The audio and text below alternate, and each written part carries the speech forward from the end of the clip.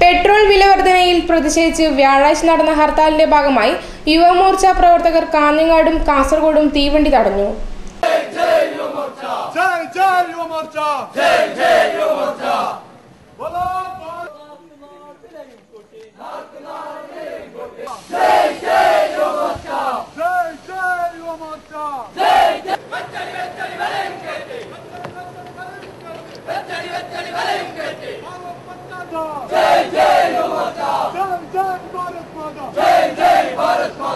യുവമോർച്ച പ്രവർത്തകർ വ്യാഴാഴ്ച രാവിലെ കാസർഗോഡും കാഞ്ഞങ്ങാടും തീവണ്ടി തടയൽ സമരം നടത്തി.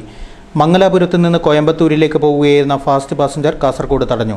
15 മിനിറ്റിന് ശേഷം തീവണ്ടി തടഞ്ഞവരെ പോലീസ് അറസ്റ്റ് ചെയ്തു നീക്കി. പ്രകടനത്തിന് ശേഷം BJPയും യുവമോർച്ചയും റെയിൽവേ സ്റ്റേഷനിലെത്തിയാണ് തീവണ്ടി തടയൽ സമരം നടത്തിയത്.